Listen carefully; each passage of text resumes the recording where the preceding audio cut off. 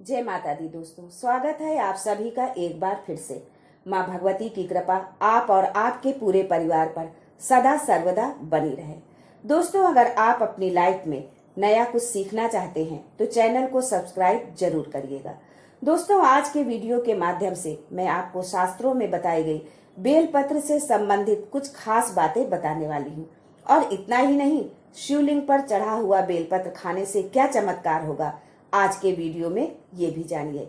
दोस्तों, बेलपत्र भगवान शिव को अति प्रिय है। इसके 3 पत्तों में सत, रज और तम तीनों गुणों का वास माना जाता है। वहीं ये भी कहा जाता है कि बेलपत्र के 3 पत्ते त्रिदेवों के साथ होने के प्रतीक हैं। दोस्तों, ये तो आप सभी जानते हैं कि भगवान शिव की पूजा में बेलपत्र का विशेष महत्व है। जिस घर में बेल का पौधा होता है वहाँ महादेव की कृपा बनी रहती है। साथ ही ऐसे घर में माता लक्ष्मी का वास होता है। शिव पुराण में बताया गया है कि जिस स्थान पर बेलपत्र का पौधा लगा होता है वो स्थान तीर्थ के समान पवित्र और पूजनीय बन जाता है। दोस्तों, यदि आप सावन के महीने में शिवलिंग पर बेलपत्र अर्पित करते हैं तो आपको करोड़ों कन्यादान के बराबर फल मिलता है। बेलपत्र से जहां भगवान शिव प्रसन्न होते हैं वहीं हनुमान जी भी बेलपत्र चढ़ाने से अति प्रसन्न होते हैं। दोस्तों, आज हम बताएंगे कि शिवलिंग पर चढ़ा बेलपत्र खाने से कैसे फायदा होता है।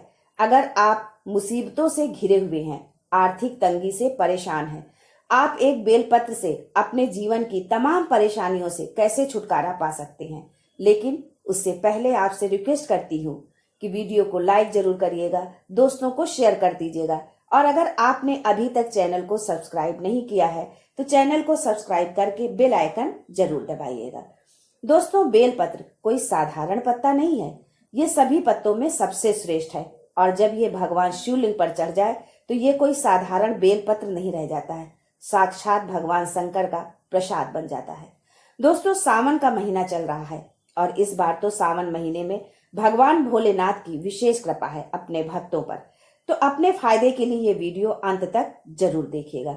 दोस्तों, हमारे धर्म शास्त्रों में कहा गया है कि बेलपत्र 6 महीने तक बासी नहीं होता है। इसका एक बार प्रयोग करने के बाद आप पुनः धोकर चढ़ा सकते हैं। कई स्थानों पर बेलपत्र नहीं मिलता, जहां वहां बेलपत्र का चूर्ण भगवान शंकर पर चढ़ाया जाता है। दोस्तों, जब भगवान शिव की सबसे प्रिय चीजों की बात आती है तो उसमें सबसे पहले नाम आता है बेलपत्र का। ये तो आप सब जानते ही होंगे कि बेलपत्र भगवान शिव को अति प्रिय है और शिवलिंग पर बेलपत्र चढ़ाए बिना पूजा को पूर्ण नहीं माना जाता है। ऐसी मान्यता है कि शिवलिंग पर बेलपत्र अर्पित करने से महादेव अति शीघ्र प्रसन्न होते हैं और अपने भक्तों को मनोवांछित फल देते हैं। बेलपत्र में 3 पत्तियां एक साथ जुड़ी होती हैं, जिसको लेकर कई तरह की मान्यताएं प्रचलित हैं। 3 पत्तों को कहीं त्रिदेव अर्थात सृजन, पालन और विनाश के देव ब्रह्मा, विष्णु और शिव माना जाता है, तो कहीं 3 गुणों सत, रज और तम, तो कहीं 3 आदि ध्वनियों जिनकी सम्मिलित गुण से ओम बनता है का प्रतीक माना जाता है। बेलपत्र की इन 3 पत्तियों को महादेव की 3 आंखें और शस्त्र त्रिशूल का भी प्रतीक माना जाता है। शिवलिंग पर बेलपत्र चढ़ाने से जुड़ी पौराणिक कथा के अनुसार श्रावण मास में जब समुद्र मंथन हुआ तो उससे अनेकों चीजें निकली, जिसमें से एक विष भी था। विष के ताप से संपूर्ण सृष्टि को बचाने के लिए भगवान शिव ने विष को अपने कंठ में धारण कर दिया। विष के प्रभाव से उनका कंठ नीला पड़ गया और पूरा शरीर जलने लगा, जिसकी वजह से आसपास का वातावरण भी जलने लगा। बेलपत्र शीतलता प्रदान करता है और विष के प्रभाव को भी कम करता है, इसलिए सभी देवी देवताओं ने शंकर जी को बेलपत्र खिलाना शुरू कर दिया। बेलपत्र के साथ साथ उनको शीतल रखने के लिए जल भी अर्पित किया। बेल और जल के प्रभाव से भोलेनाथ के शरीर में उत्पन्न गर्मी शांत होने लगी और तभी से भगवान शंकर पर बेलपत्र चढ़ाने की परंपरा है। बेलपत्र चढ़ाने के बाद जल जरूर अर्पित करना चाहिए। ऐसा करने से भगवान शिव को शीतलता मिलती है और उनका आशीर्वाद प्राप्त होता है। दोस्तों, हमेशा ध्यान रखना कि 3 पत्ते वाले बेलपत्र ही चढ़ाना चाहिए। जिस तरफ बेलपत्र की पत्तियां चिकनी हो उसी तरफ से बेलपत्र चढ़ाना चाहिए। इस बात का आपको विशेष ध्यान रखना चाहिए और कटे फटे बेलपत्र को भगवान शंकर पर नहीं चढ़ाना चाहिए। शिवलिंग पर बेलपत्र चढ़ाने के लिए अनामिका, मध्यमा और अंगूठे का प्रयोग करना चाहिए। दोस्तों, चतुर्थी, अष्टमी, नवमी, द्वादशी, चतुर्दशी, अमावस्या, पूर्णिमा, संक्रांति और सोमवार तथा दोपहर के बाद बेलपत्र नहीं तोड़ना चाहिए। इन दिनों तथा शाम के समय बेलपत्र तोड़ने से भगवान शिव क्रोधित हो जाते हैं। भगवान शिव को कटे फटे बेलपत्र कभी नहीं चढ़ाना चाहिए। इसके पीछे भी एक पौराणिक कथा है। जब भगवान शंकर ने गणेश जी का शीश खंडन किया, तभी से भगवान शंकर ने संकल्प लिया कि कभी भी मुझे खंडित चीज नहीं चढ़ाई जाएगी। तब से भगवान शंकर को कोई भी सामग्री खंडित नहीं चढ़ाई जाती, फिर चाहे वो बेलपत्र हो या अक्षत। यदि आप शिवलिंग पर बेलपत्र चढ़ाते हैं तो आपकी सभी प्रकार की समस्याएं दूर होती हैं। भगवान शंकर के भक्तों को कभी भी आर्थिक समस्या नहीं आती। बेलपत्र को तिजोरी में रखने से कभी भी पैसे की समस्या नहीं आती। धन समृद्धि के लिए उत्तर दक्षिण दिशा में बेल का पौधा लगाना चाहिए। दोस्तों, इस वीडियो का एंड तक आप अवश्य देखना, क्योंकि आज के वीडियो में बेलपत्र से संबंधित बहुत सारी जानकारी आपको देने वाली हूँ। अधूरा ज्ञान हमेशा खतरनाक साबित होता है। यदि आप सच्चे शिव भक्त हैं तो कमेंट बॉक्स में ओम नमः शिवाय जरूर लिखें। भगवान भोलेनाथ आपकी संपूर्ण मनोकामना पूरी करें। दोस्तों, जब आप बेलपत्र को शिवलिंग पर चढ़ाते हैं तो वो एक साधारण बेलपत्र नहीं रह जाता, वो भगवान शंकर जी का प्रसाद बन जाता है, जो कि असाध्य बीमारी को दूर करने में, जीवन में चल रही किसी भी तरह की समस्या को हरने में समर्थ होता है। आइए अब जानते हैं कि शिवलिंग पर चढ़ा हुआ बेलपत्र खाने से क्या होता है।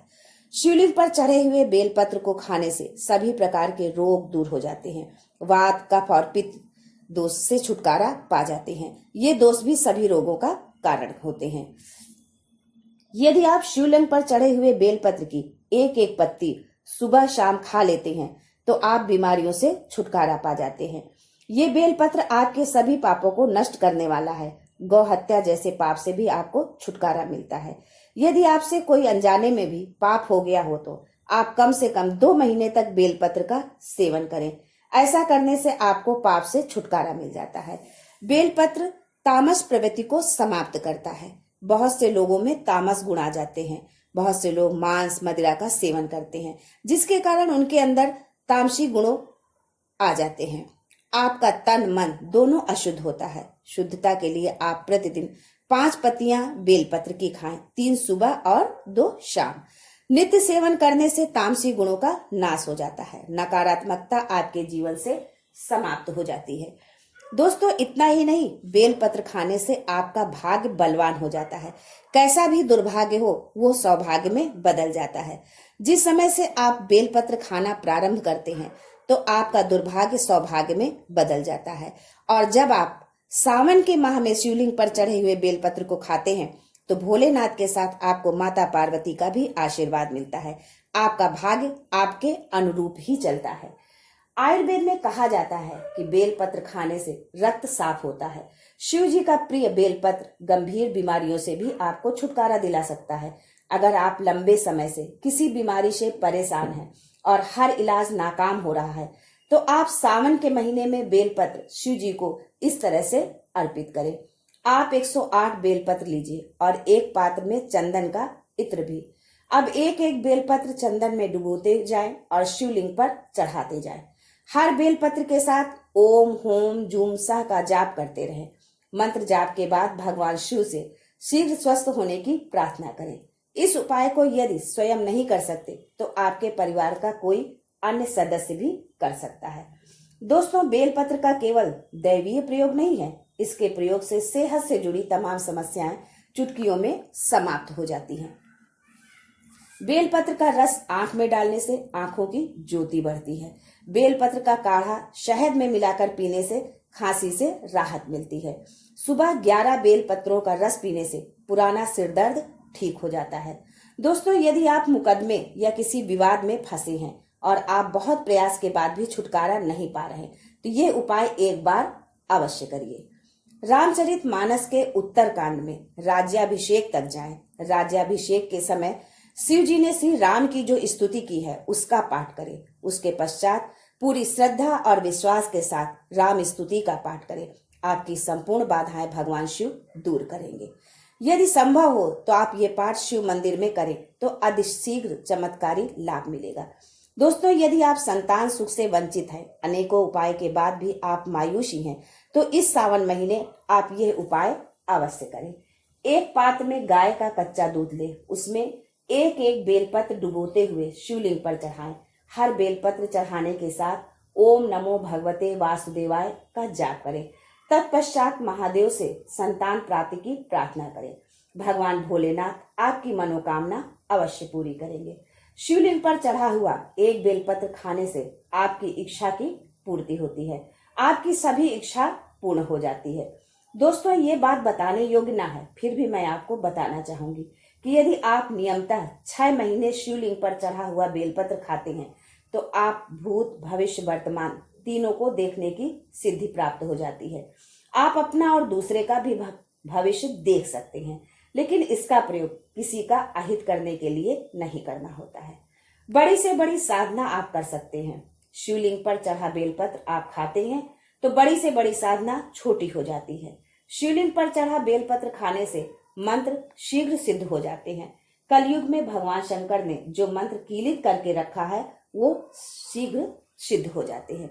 यदि आपका बच्चा आपकी बात नहीं मानता, चिड़चिड़ा है, पढ़ने में मन नहीं लगता, माता पिता को मारता है, झगड़ता है, नजर बार बार लगती है, मन उसका शांत नहीं रहता, तो लगातार 4 सोमवार तक शिवलिंग पर चढ़ा हुआ बेलपत्र उसके मस्तक पर रखें।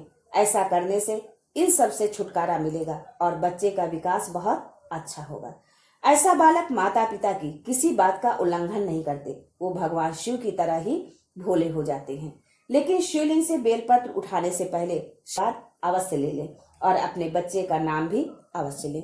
यदि आप 9 ग्रह में से किसी भी ग्रह से पीड़ित हैं, शनि, राहु, केतु, तो इन ग्रहों की पीड़ा से छुटकारा पाने के लिए शिवलिंग पर चढ़े 5 बेलपत्र आपको खाना है। ज्यादा दिन नहीं, बस 1 महीने तक खाना है। आप खा कर देखिए, आप जिस दिन से खाना शुरू करेंगे आपकी 9 ग्रह की पीड़ा दूर होना शुरू हो जाएगी। दोस्तों, आप अपनी सामर्थ्य के अनुसार बेलपत्र खाइए। ये नहीं कि हमने 5 बोल दिया तो आप 5 ही खाएं, आप 1 खाएं, लेकिन नियम से।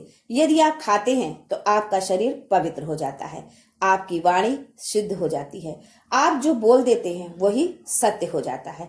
आज के लिए बस इतना ही। दोस्तों, मिलते हैं अगले वीडियो में, तब तक के लिए हर हर महादेव।